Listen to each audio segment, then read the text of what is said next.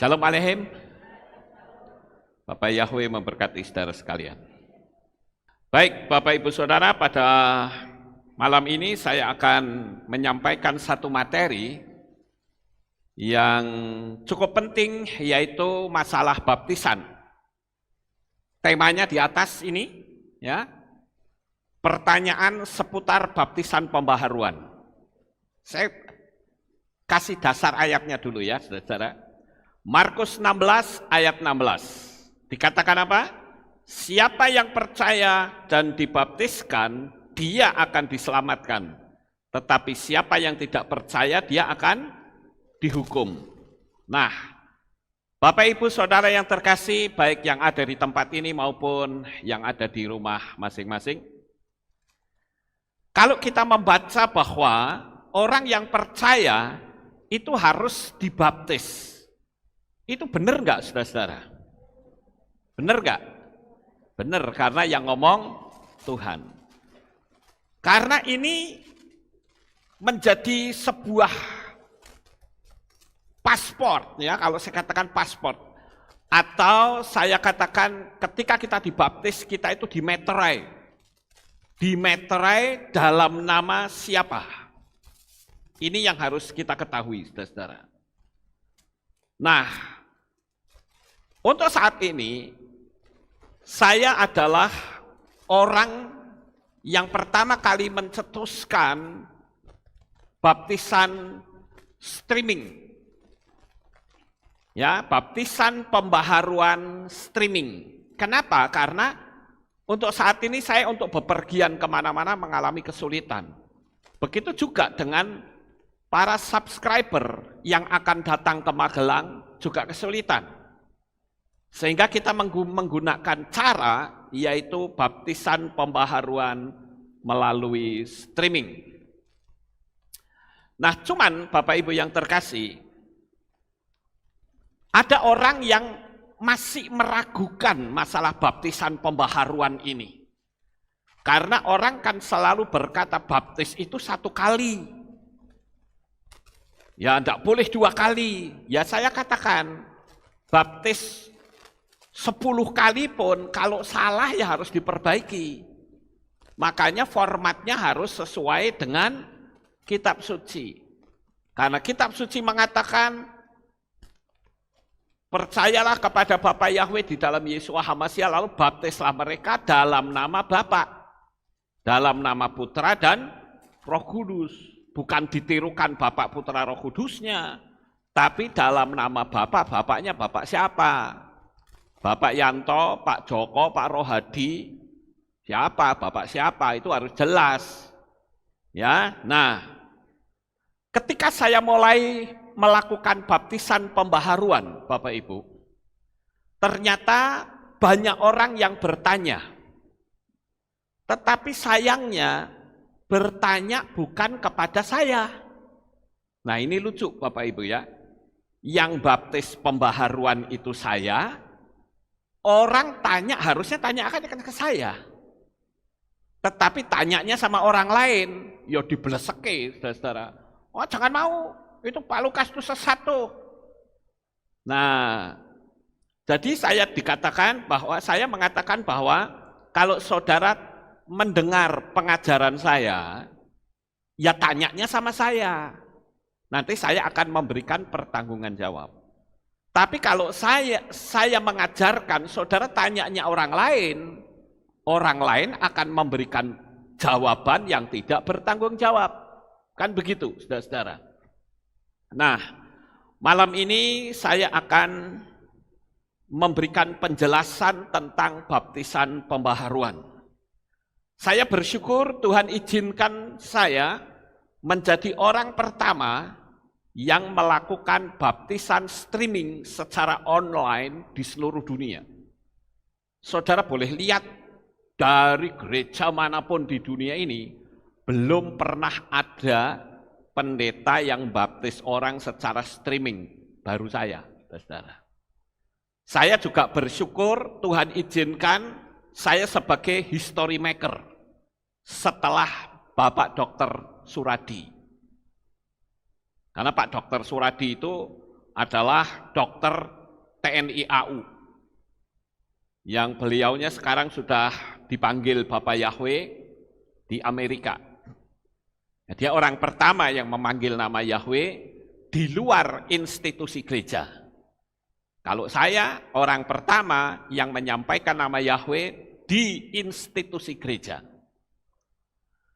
Walaupun banyak juga sih pendeta-pendeta yang sudah tahu, mungkin 10 tahun di depan saya sudah ada, tapi mereka tidak pernah menyampaikannya. Tapi baru tahun 2000 saya menyampaikan nama besar, nama kudus Bapak Yahweh, maka jadi viral, ramai di mana-mana.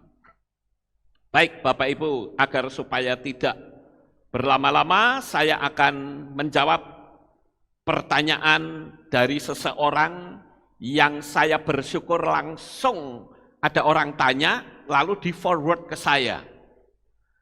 Mereka bertanya begini, mereka bertanya sama saya, memang Yesua dan Yesus itu pribadi yang beda? Bukankah itu pribadi yang sama? Yesus nama Indonesia, Yesua adalah nama Ibrani. Pribadinya ya itu juga orang yang sama. Lalu kenapa harus baptis 2 kali kalau orangnya sama? Apakah itu namanya kurang kerjaan? Saya jadi bingung jawabnya. Nah ini dia forward ke saya, saudara-saudara. Maka saya akan kasih jawab. Jawaban saya begini. Yang pertama, apakah saya kurang kerjaan? Kelewat banyak kerjaan saya malah, saudara-saudara. Ya, jadi kalau dibilang saya kurang kerjaan karena baptisin orang secara baptis pembaharuan, itu keliru. Saya terlalu banyak kerjaan. Tapi saya mau meluangkan waktu untuk membaptis pembaharuan karena saya pegang dari Markus 16 ayat 16. Siapa percaya dan dibaptis akan diselamatkan, yang tidak percaya akan dihukumkan. Saya pegang itu. Jadi satu orang pun saya mau melayani baptisan. Nah, saya lanjut Bapak Ibu. Kenapa saya harus melakukan baptisan pembaharuan? Tadi orang yang tanya, dia bilang begini, bukankah itu pribadi yang sama? Yesus nama Indonesia, Yesua adalah nama Ibraninya. Pribadinya ya itu juga orang yang sama. Lalu kenapa baptis 2 kali kalau orangnya sama? Apakah itu namanya kurang kerjaan? Saya jadi bingung jawabnya. Nah, saya akan kritisi nih. Orang itu berkata bahwa Yesus itu nama Indonesia. Betul atau tidak? Oh, malah pinter jemaat di sini ya. Yesus itu bukan nama Indonesia. Itu nama mana? Yunani, pinter. Jadi yang kalau Os itu bukan nama, Bapak Ibu. Sakai jadi Sakeos. Kemudian apa? Matae jadi Mateos. Osnya tak gede ya. Kemudian apa? Yakob jadi Yakobus gitu ya. Terus apa lagi? Saul jadi Saulus gitu. Yesua jadi Yesus. Nah, Osnya kan bukan nama, saudara-saudara. Nah, ini mesti ngerti gitu loh. Kalau Albert jadi Albertus. Os itu bukan nama. Loh, kalau pribadinya sama, ngapain harus dibaptis pembaharuan? Nah, disinilah orang tidak paham apa yang namanya hukum sistemiknya Bapak Yahweh. Saya akan memberikan sebuah ilustrasi, tolong saudara perhatikan baik-baik, khususnya bagi Bapak Ibu yang ada di rumah, yang ada di mana-mana. Ini ilustrasinya, saudara-saudara. Nah, ini. Sistemik itu aturan yang mutlak, saudara-saudara. Saya mau tanya nih, kira-kira, atau saya cerita saja, begini Bapak Ibu. Beberapa waktu yang lalu, ada seseorang yang ngirimin uang saya dari negeri Belanda. Ketika mereka ngirim uang sama saya, dia ngirim pakai Western Union. Ya, pakai Western Union. Dan pada waktu saya mendapatkan surat dari kantor pos, saya datang ke kantor pos untuk mencairkan uang tadi, saudara-saudara. Begitu saya sudah isi semua, mbaknya yang jaga di teller kantor pos itu dia bilang, maaf Pak, uangnya nggak bisa diambil. Loh, saya kaget. Loh, kenapa?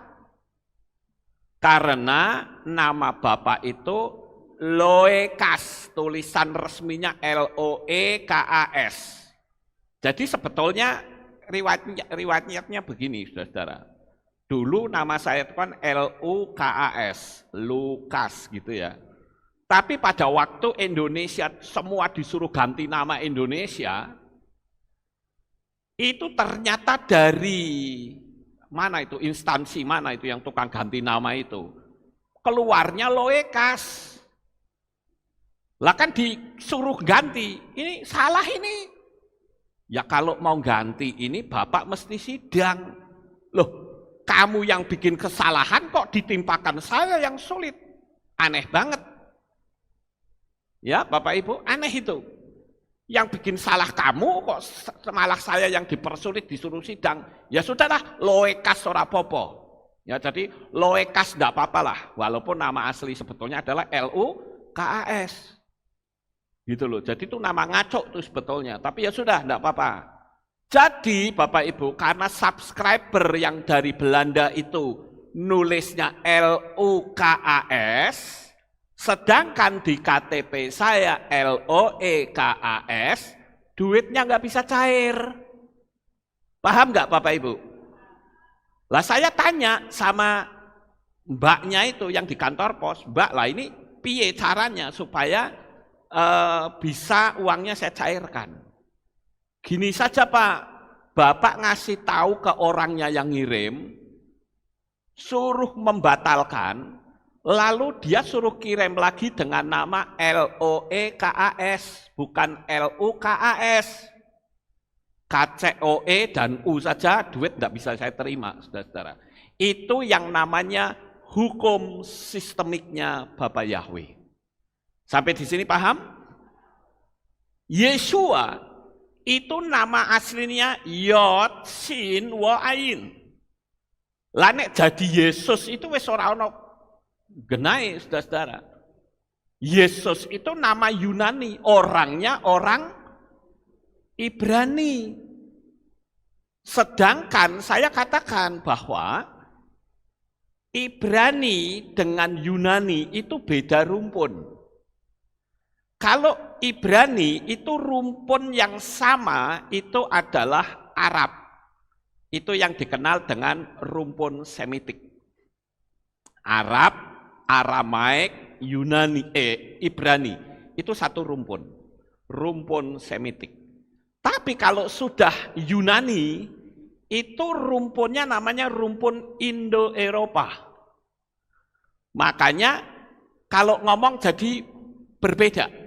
Seperti misalnya orang Ibrani berkata Aba. Aba itu apa?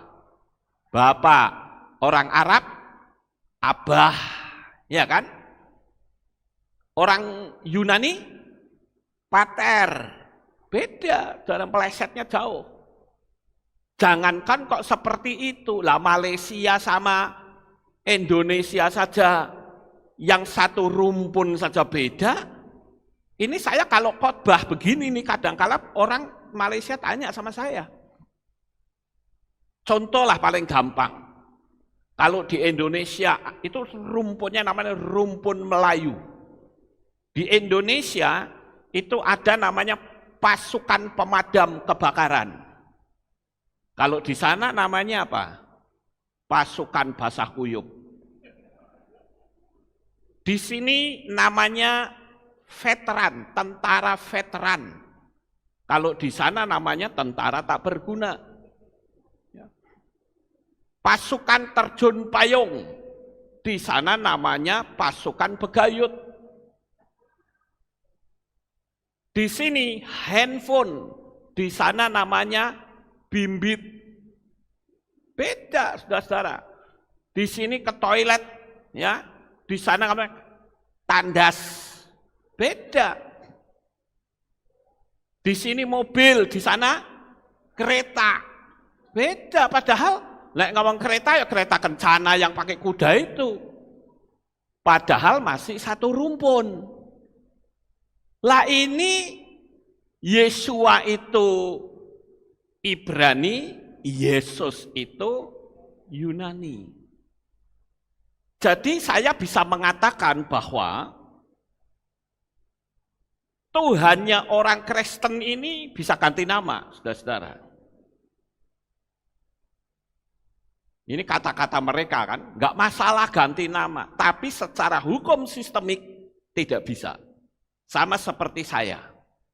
Saya dapat uang kalau namanya nggak tepat hanya U dan OE saja, saya nggak bisa ambil. Itu sistemik namanya. Nah, saudara percaya nggak bahwa di alam semesta ini ada hukum sistemik? Nah, ini loh yang penting di sini. Jadi kalau kita sudah ngerti hukum sistemik, kita tidak akan ngawur gitu loh, nggak dianggap ora popo. Ya enggak apa-apa, itu kan kita. Ya. Nanti kita akan sampai ke sana pelan-pelan, Bapak Ibu ya. Jadi saya katakan bahwa kita sebagai anak-anak Bapak Yahweh ini harus ngerti, paham. Jangan dumeh karena yang ngomongnya bapak-bapak gereja terus percaya gitu saja. Nanti dulu, dia cocok nggak dengan firman Tuhan? Saya akan lanjut lebih dalam nih ya. Ini di kitab Yesaya pasal 53 ayat 8 sampai 10 ya. Dia telah direnggut dari penahanan dan dari penghakiman. Dan tentang generasinya, siapakah yang akan memikirkannya? Sebab ia telah dilenyapkan dari negeri orang yang hidup. Oleh karena pemberontakan bangsakulah. Itulah itu menimpa atasnya. Dan dia menetapkan kematiannya bersama orang-orang fasik. Dan kuburnya bersama orang kaya. Karena dia tidak melakukan kekerasan dan tipu daya tidak ada dalam mulutnya. Namun Yahweh bertindak untuk meremukkannya, membuatnya sakit, sekiranya dia menaruh jiwanya sebagai persembahan penebus salah.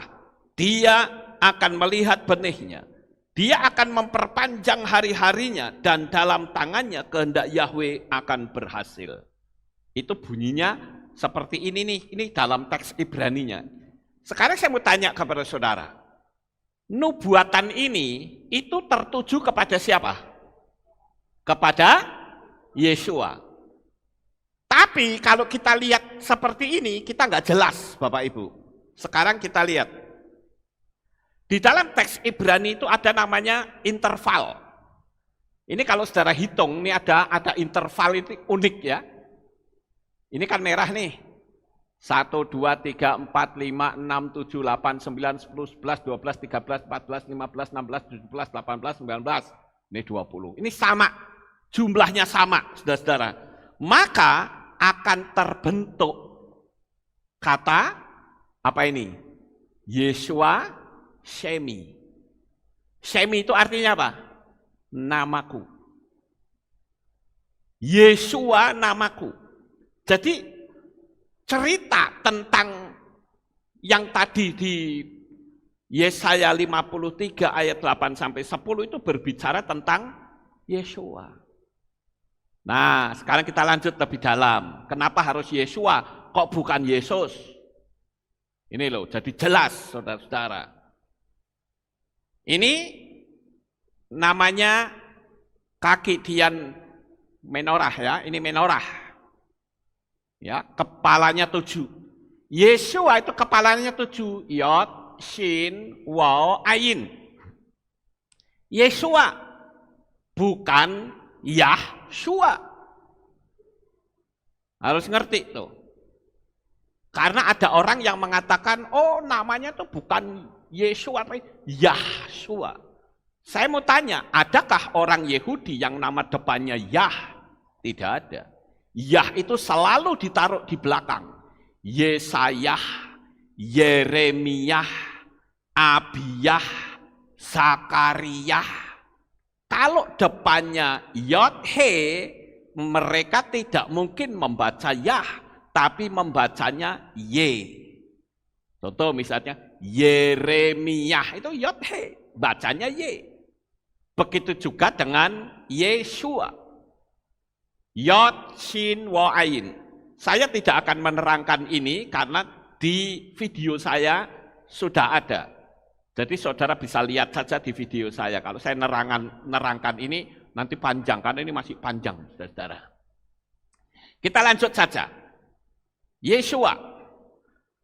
Yeshua, ya ini saya perlu kasih tahu juga bahwa Yeshua itu memiliki nilai gematria.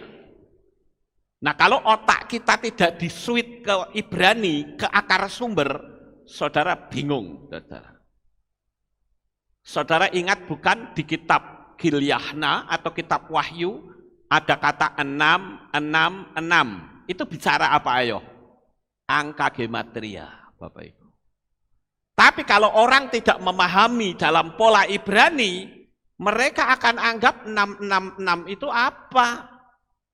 Bahkan sekarang banyak pendeta-pendeta yang tadinya teriak-teriak 666 itu antikris, sekarang malah enggak. Mereka bilang, itu kan hanya sekedar simbol. Mengerikan sekali, Bapak Ibu.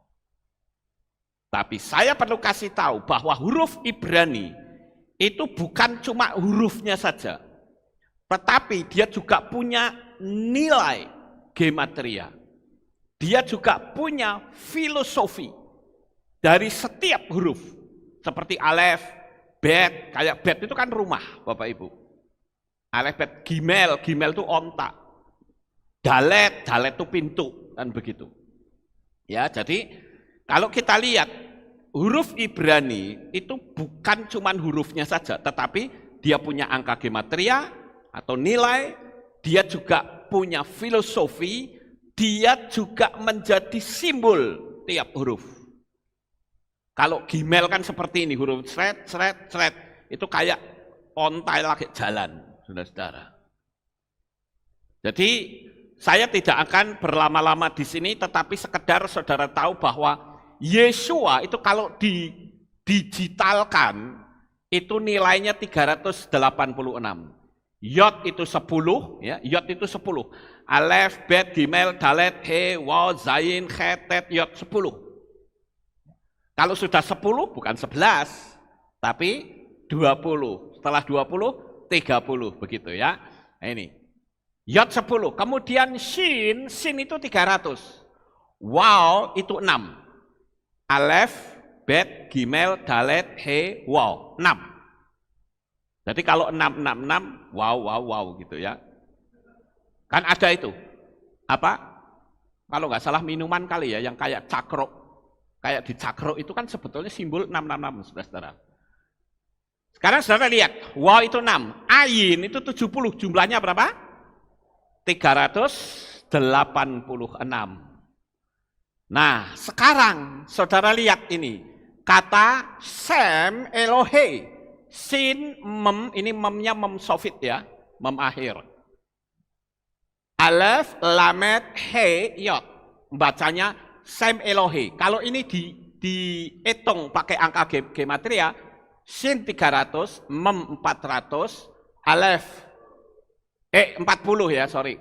Sin 300, ini kan sin ya, sin 300, mem 40, alef itu 1, lamet itu 30, he itu 5, yod itu 10. Dihitung jumlahnya berapa? 386. Sama enggak dengan Yeshua? Sama. Yeshua dan Sem Elohe. Sem Elohe itu artinya nama Tuhan. Jadi nama Tuhannya siapa? Yeshua. Sampai di sini ngerti enggak kira-kira? Ngerti ya? Saya berharap ngerti. Nanti kalau kurang paham, putar ulang lagi saja. Sekarang kita lanjut, Bapak Ibu. Nah, ini di dalam kitab Tehillim atau Mazmur pasal 53 ayat 6 dikatakan apa? Ini ya, atau di sini membacanya ke sini ya. Sekarang saya persingkat saja. Di Tehillim atau Mazmur 53 ayat 6 itu ada kata begini. Elohim sebut amo. Ini Elohim sebut amo. Artinya Tuhan memulihkan umat manusia. Dari Tuhan memulihkan umat manusia, ketemu nama di situ. Coba lihat, Yod ada kacek satu huruf, Shin kacek satu huruf, Waw kacek satu huruf, Ain. Dibaca apa? Yeshua. Loh kok enggak Yesus? Ayo, ya biarin, saya harus ngomong begini nih. Jangan saudara merasa enjoy, tapi enjoy dalam kesalahan. Gitu loh. Ingat loh, akar kita tuh dari Ibrani loh, bukan dari Yunani loh. Makanya ini kata Sem Elohe itu artinya, Elohim sebut amo, ya, artinya Tuhan memulihkan umat manusia. Itu ketemu siapa yang memulihkan, yaitu siapa? Yeshua, bukan Yesus, saudara-saudara. Kemudian kita lihat lagi. Nah, kata Yeshua nilainya berapa tadi? 386. Sem Elohe nilainya berapa? 386. Sekarang Yahweh in Messiah. Ini ya. Yod he waw he. Be mem shin yod het. Jadi Yahweh Messiah. Ini membacanya. Nilainya juga 386. Kok bisa sama? Apakah itu sebuah kebetulan? Saya yakin tidak. Makanya saya bilang, kalau Yeshua diganti Yahshua, nggak akan bisa. Yahshua, saya selalu tanya, kalau kamu ngomong Yahshua itu tulisannya seperti apa? Orang sering mengatakan begini, Yod-He, Waw, Shin Ayin. Kalau Yod-He, Waw, Shin Ayin dibaca Yahshua, saya bilang salah. Yod-He itu Yah, itu betul. Tapi kalau Yod-He belakangnya ada kata Waw, ada huruf Waw, itu membacanya Yahu. Shin Ayin bacanya Sa. Jadi Yod-He, Waw, Shin Ayin bacanya Yahusa. Kalau Yahshua secara jujur berarti Yod-He, Shin, Waw, Ayin. Waw-nya di belakang, bukan di depan. Ngerti enggak Bapak Ibu? Jadi ini yang harus kita ketahui. Kalau Yahusa maupun Yahshua itu nilainya 391. Boleh enggak kalau kita ngomong Yahshua? Boleh saja. Artinya adalah Yahweh yang menyelamatkan, tapi itu bukan nama. Yang nama adalah Yod-Shin Wo-Ayin.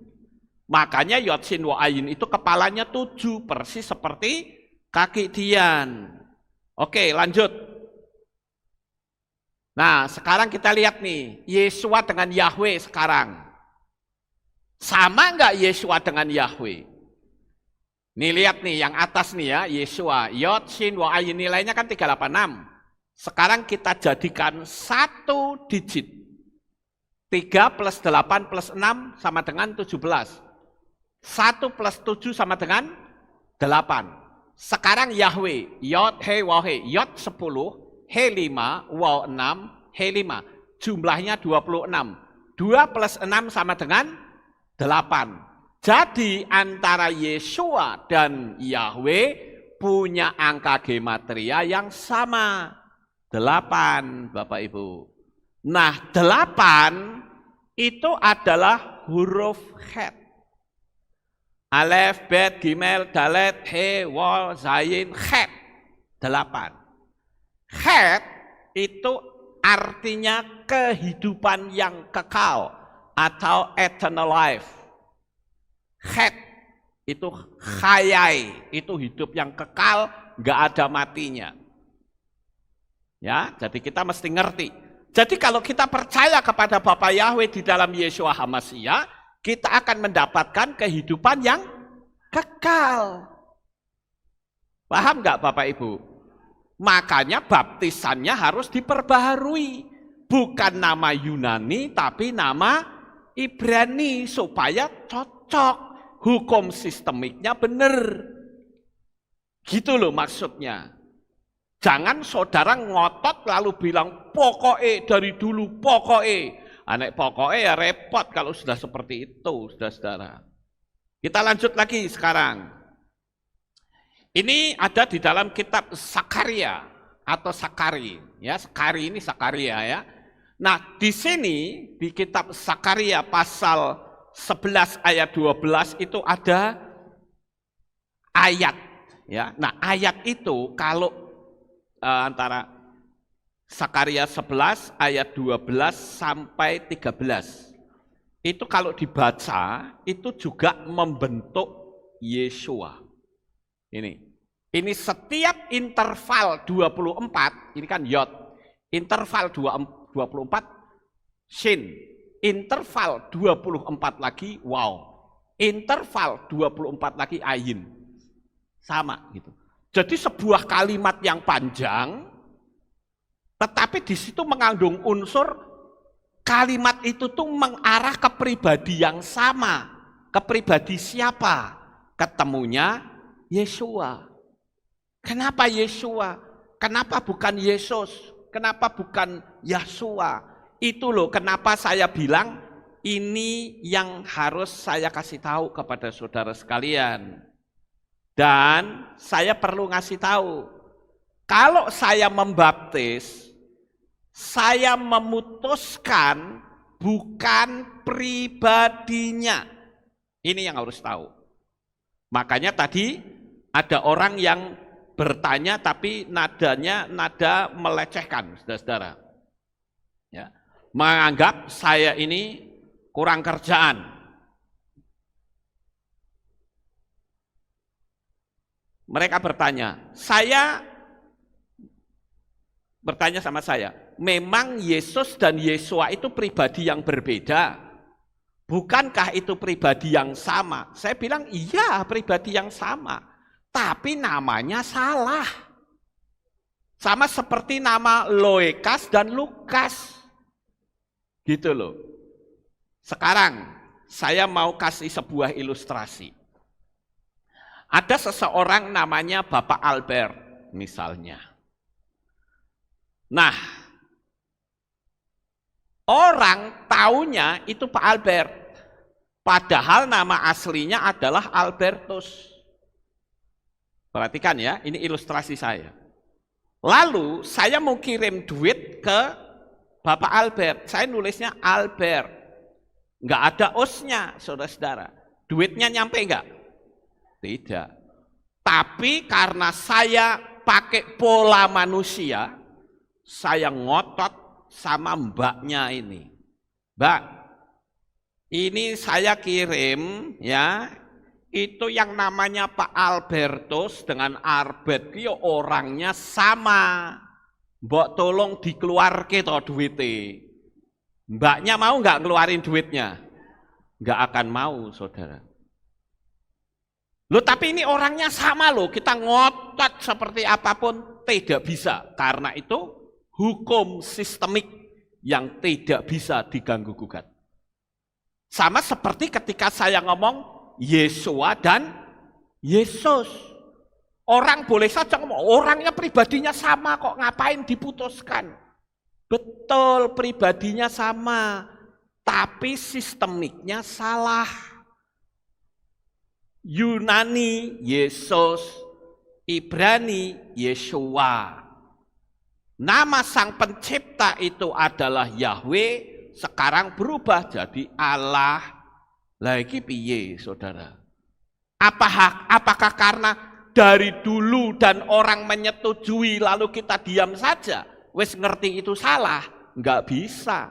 Kita ada dalam hukum sistemiknya Bapak Yahweh.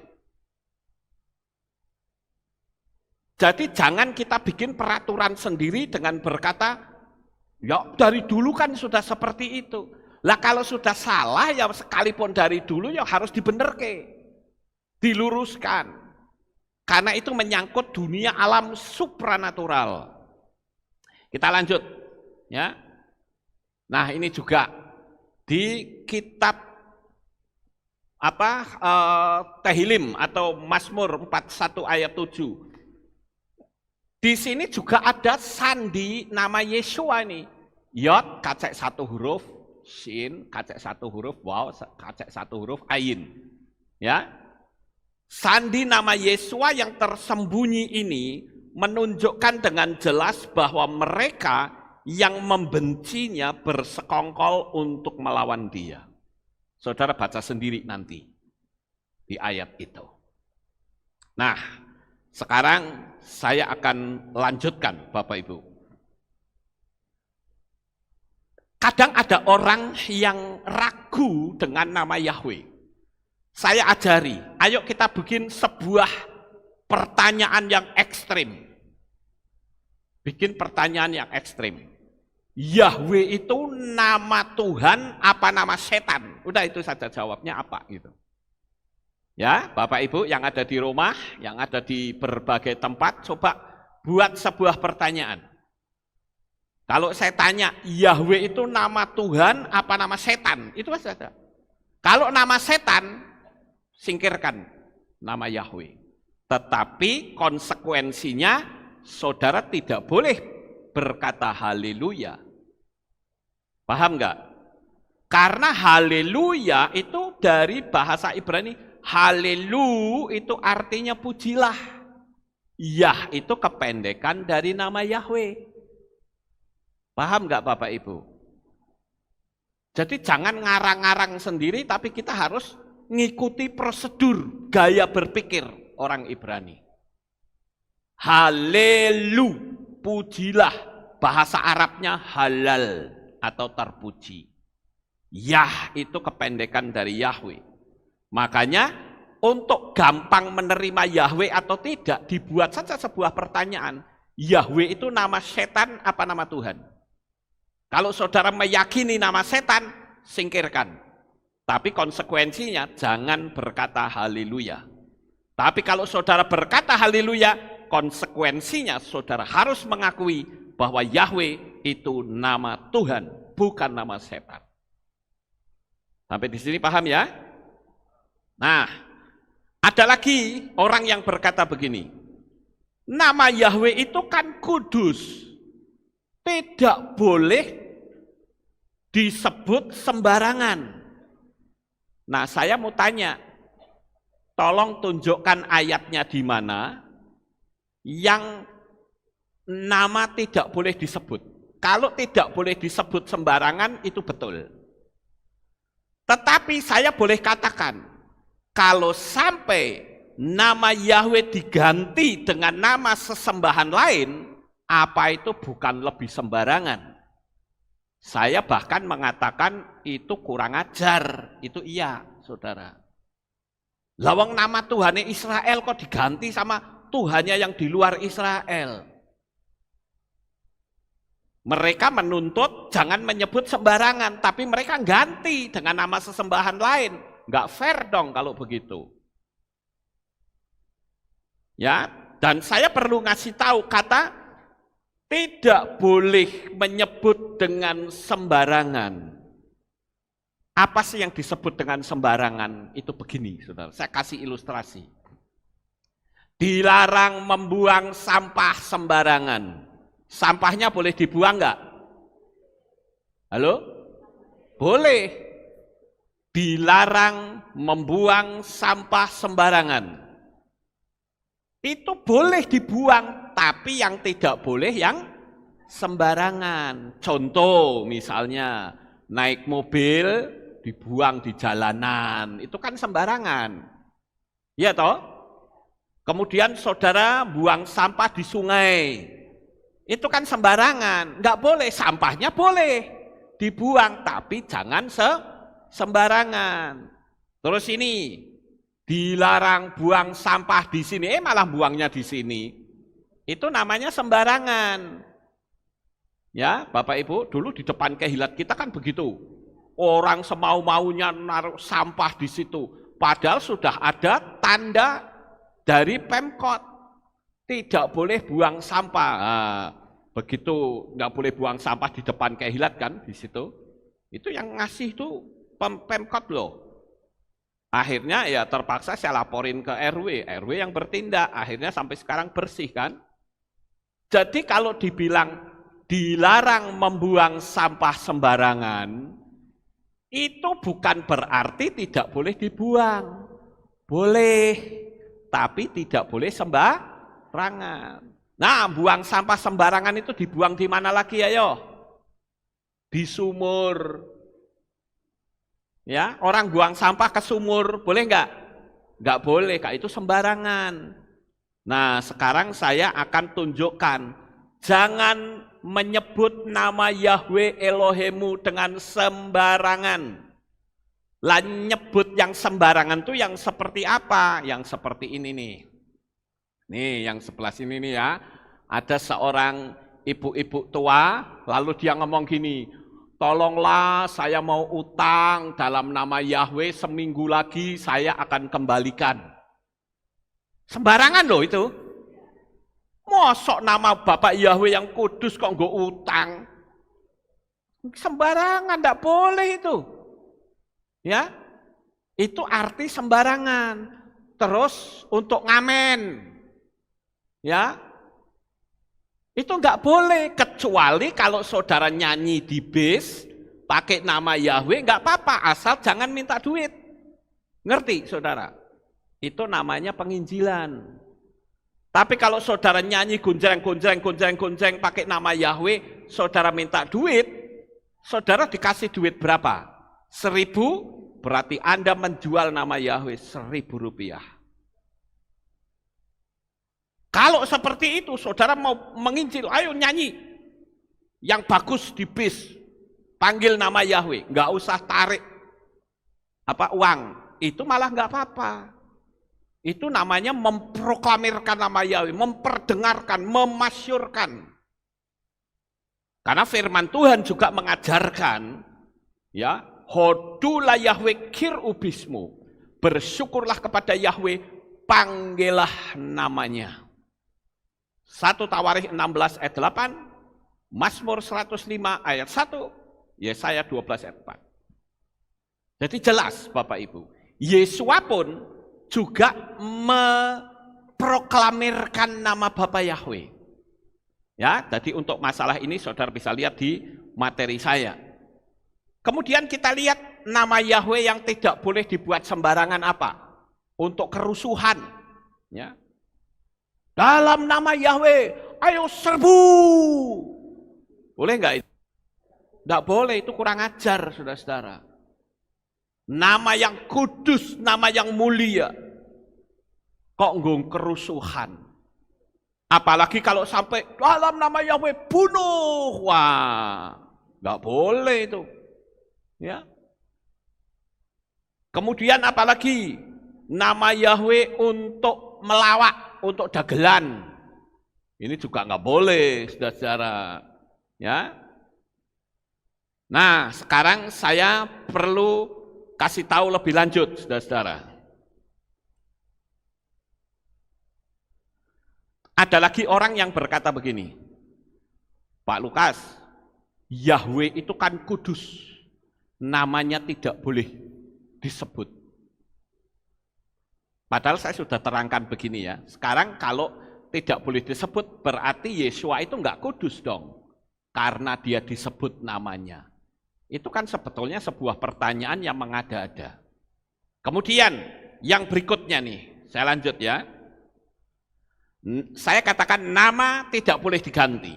Ini aturannya, nama tidak boleh diganti, nama tidak boleh diterjemahkan, dan nama tidak bisa dibuat jamak.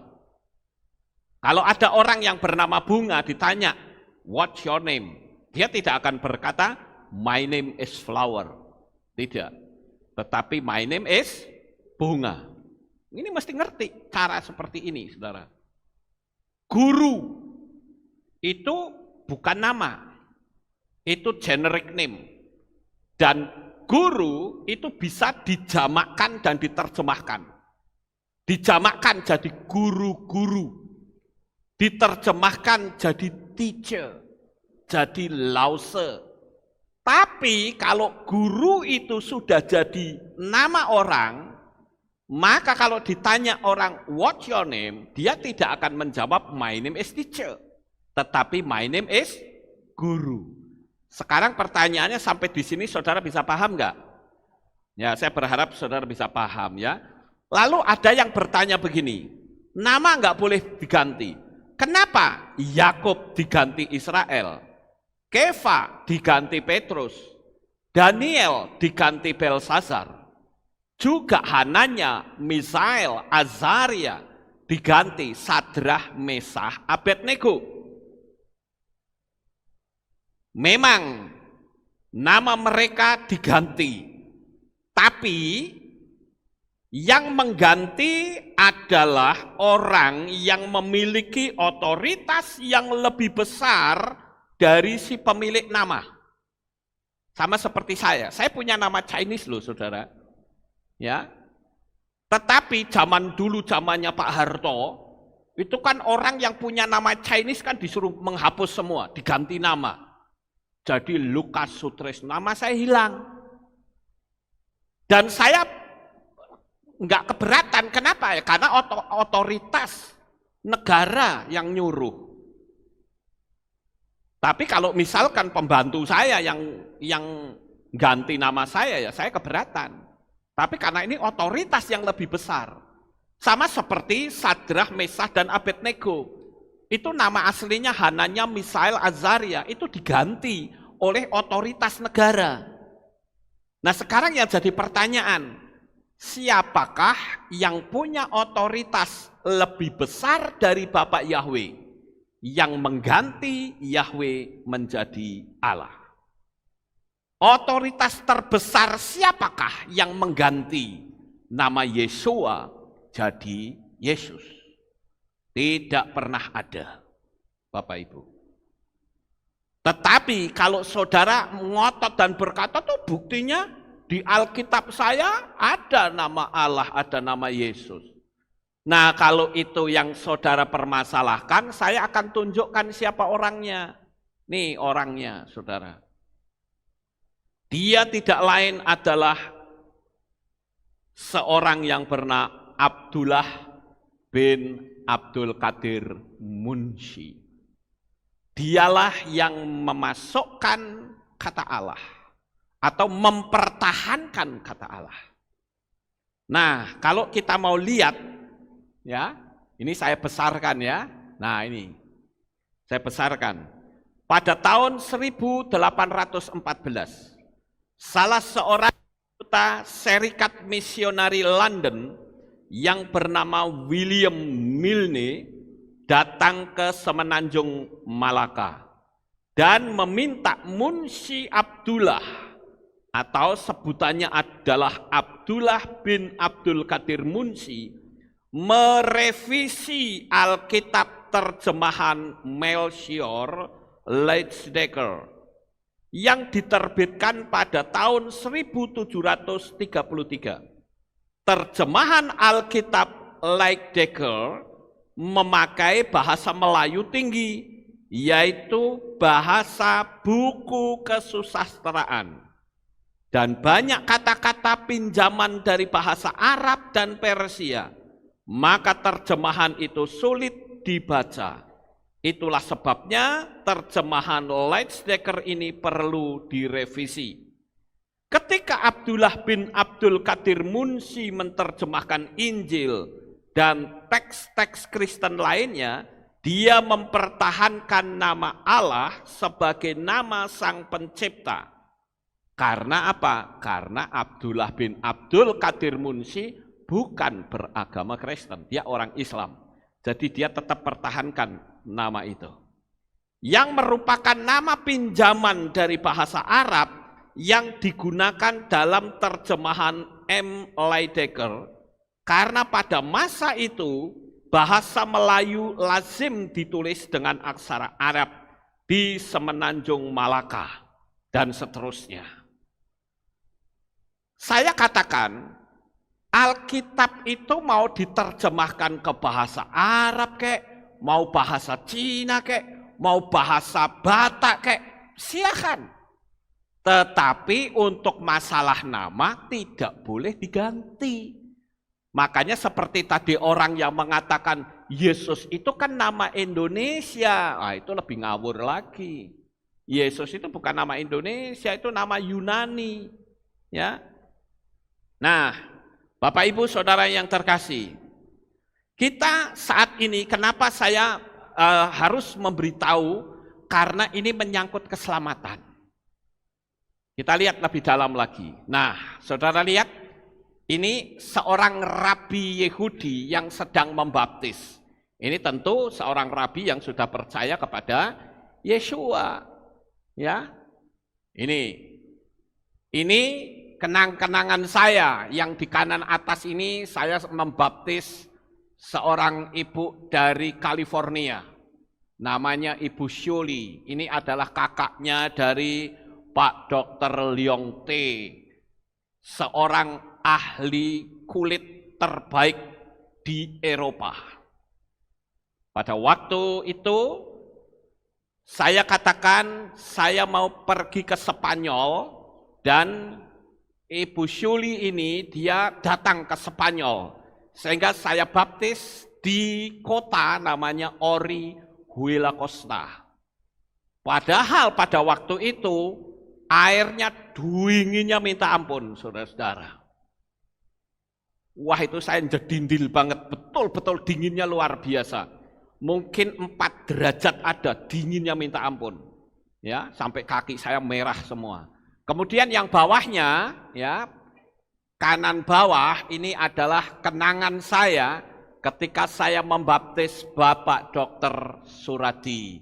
Inilah orang pertama yang memberitakan nama besar Bapak Yahweh. Dia datang ke Indonesia, dia pelayanan di sini, saya inapkan di Hotel Puri Asli, dan saya sempat berdialog dengan dia, karena waktu itu saya berbincang-bincang tentang baptisan, dia menolak. Saya katakan, Bapak orang pertama yang memanggil nama Yahweh, tetapi Bapak belum diselamatkan. Nah, waktu itu dia coba mendebat saya, dan saya bilang, ya sudah, sekarang Bapak istirahat saja. Malam ini saya minta tolong renungkan kata-kata saya. Sebelum dia istirahat tidur, saya bilang gini, Pak Suradi, tolong renungkan kata-kata saya. Tadi Bapak ngomong sama saya, Pak Lukas sudah dibaptis. Sudah. Oleh siapa? Oleh Pak Yakob. Pak Yakob dibaptis oleh siapa? Oleh siapa? Itu salah loh Pak pertanyaannya. Saya kembalikan kata-kata Bapak, back to the Bible. Kan Pak Dr. Suradi suka ngomong begitu. Bapak berkata back to the Bible. Bapak harusnya tanya bukan Pak Lukas dibaptis oleh siapa. Tapi harusnya Pak Lukas dibaptis dalam nama siapa. Itu harusnya. Sekarang Bapak istirahat, besok kita keluar. Ya, dia istirahat, pada waktu pagi saya datangi, saya ajak breakfast, dia bilang sebentar, Pak Lukas sudah kasih tahu ke saya, suruh merenungkan, saya renungkan. Saya tanya terus, hasilnya bagaimana? Ya, yang Pak Lukas katakan itu benar adanya. Ya sudah, kalau benar, Bapak harus dibaptis pembaharuan. Lalu dia tanya sama istrinya, Ibu Wida. Dia tanya, Mam, kita itu enaknya dibaptis oleh siapa ya? Ya kita kan ikut Rabi Yehudi, suruh aja dia baptis. Pak Dr. Suradi bilang, tidak, nanti salah lagi baptisnya dalam nama Hashem, nggak mau. Gitu. Terus istrinya bilang, loh di sini kan ada Pak Lukas, suruh aja Pak Lukas membaptis. Lalu sambil malu-malu dia bilang, mau Pak Lukas baptis saya. Saya bilang, Pak, saya nunggu peristiwa ini 10 tahun lamanya. Dan hari ini jam 10, dan hari ini tanggal 10. Apakah ini suatu kebetulan? Oh iya, sudah. Saya sekarang dibaptis, saya baptis di kolam renang di Hotel Puri Asri, saudara-saudara. Nah, yang di sebelah kiri ini adalah kenang-kenangan saya ketika saya membaptis rombongan tur Israel. Ini saya baptis di Kasher El Yahud, tempat lokasi Yesua dibaptis, bukan di Yardenit, Bapak Ibu. Kalau selama ini orang kan kalau baptisan ke Yardenit itu salah, tempatnya bukan di situ. Yang betul itu di sini, di Kasher El Yahud, dan itu diakui oleh UNESCO sebagai tempat asli di mana Yesua dulu dibaptis. Jadi di sebelah sini, ini kan sungai ini dipisah jadi dua, Bapak Ibu ya. Yang sebelah sini milik Israel, yang sebelah sana milik Yordania. Jadi lucu gitu loh, ada sungai, sebelah sini ada tali, sebelah sana ada tentara Yordania, di sebelah sini tentara Israel. Kalau yang sebelah sini namanya Kasher El Yahud, di sebelah sana namanya Betani Beyond Yordan. Ya, dan Tuhan izinkan 2 kali saya membaptis orang di situ, Bapak Ibu. Ya, jadi di sini kita harus ngerti. Sekarang yang terakhir, Bapak Ibu. Kita akan lihat yang terakhir, yaitu sebuah pertanyaan. Apa sebabnya orang tidak mau dibaptis pembaharuan? Apa sebabnya orang tidak mau dimetrai dalam metrai nama yang benar? 1, takut salah. Bahkan ada doktrin yang mengatakan baptis itu hanya sekali. Benar. Tapi bagaimana kalau nama yang dipakai itu untuk metrai itu salah? Ya harus diluruskan. Masuk ke sistemiknya Tuhan. Jangan pokoknya dari dulu Tuhan juga enggak pusing. Ya Anda bilang enggak pusing karena saudara enggak tahu baik gaya berpikirnya Tuhan. Itu ngarang kita. Tapi kalau kita mau kembali ke kitab suci, Tuhan bilang kembali kepada nama yang benar. Begitu. Ya. Jadi jangan sampai kita dibaptis dalam nama yang asing, yang dari zaman dulu tidak pernah dikenal. Apakah dianggap sah atau Tuhan akan menyetujui kesalahan manusia dan menganggap tidak lagi salah. Karena yang mengakui kesalahan itu banyak sebagai kebenaran yang sudah banyak orang memakainya. Saya bilang tidak. Tuhan itu tidak berpihak kepada mayoritas. Tapi Tuhan berpihak kepada orang yang mau tunduk pada firman-Nya. Contoh Noah atau Nuh. Semua orang seluruh negeri nggak mau loh percaya sama Noah. Waktu Nuh memberitakan Injil, memberitakan kabar baik, ya, 120 tahun, nggak ada orang-orang yang mau percaya. Walaupun kalau kita lihat di kitab Yaser itu ada beberapa orang yang diselamatkan dan itu diangkat dulu, dimatikan dulu, supaya tidak mengalami penderitaan, Bapak Ibu. Setelah itu orang-orang tidak mau, ya sudah, terpaksa binatang-binatang suruh masuk.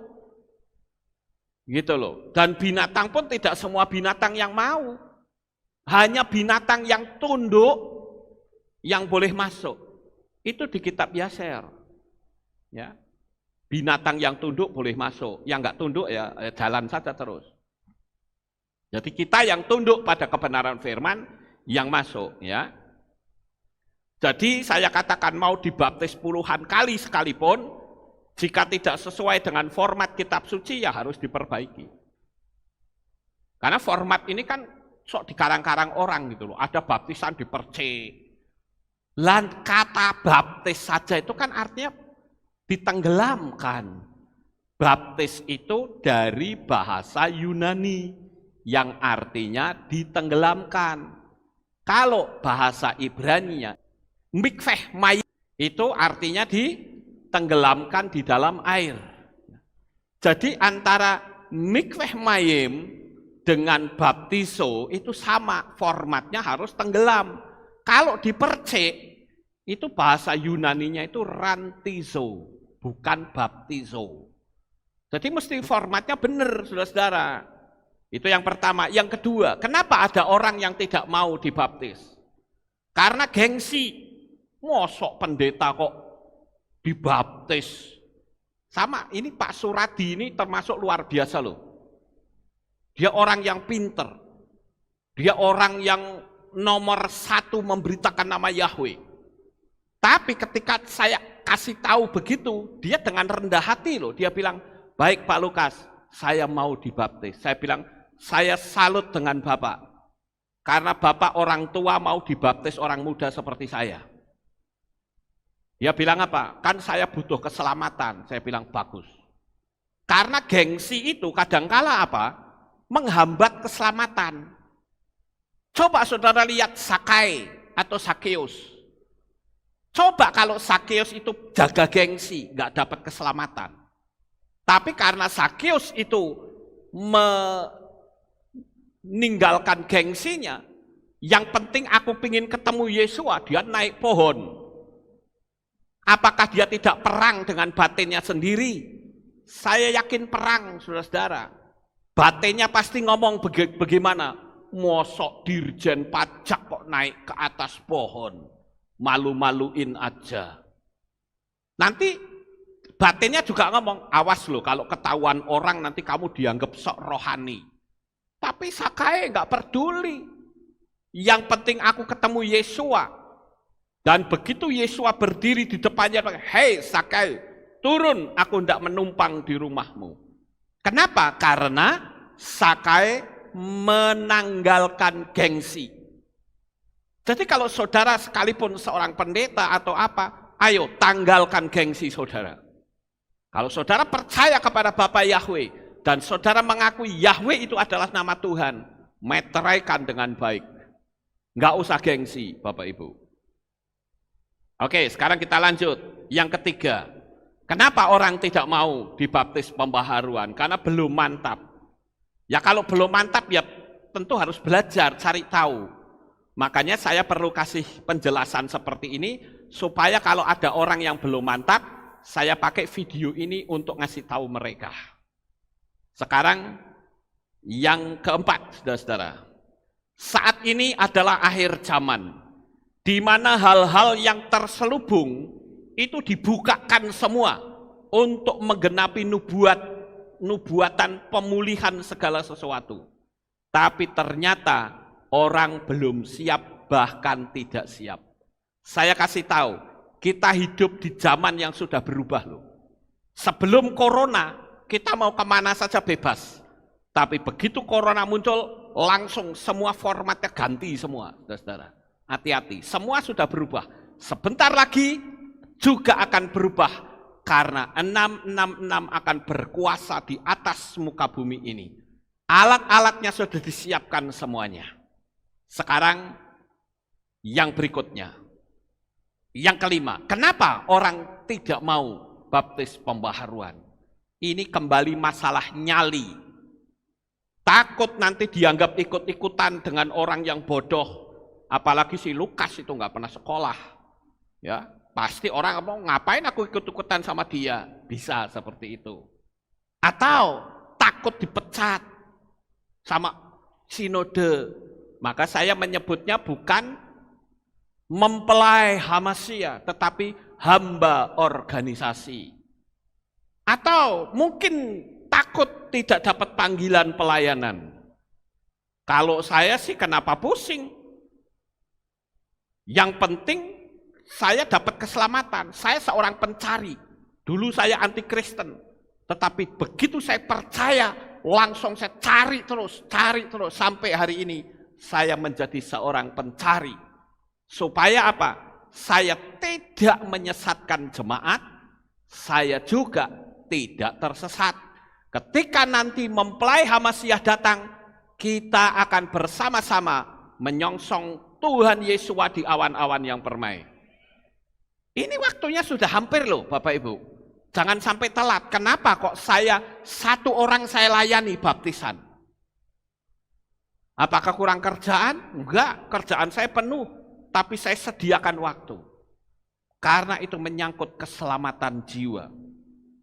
Yang keenam, pernahkah saudara berpikir bagaimana jika Yesua datang dan meterai saudara adalah meterai nama sesembahan lain yang bukan dari Israel? Coba saudara tanyakan dengan hati nurani saudara sendiri. Kira-kira Tuhan mau ngalah dengan pola manusia pada umumnya, atau Tuhan mau tunduk pada sistemik buatannya sendiri? Malam hari ini saya sudah terangkan, saya berharap saudara bisa memahaminya. Sukses besar untuk saudara, Bapak Yahweh memberkati. Haleluya.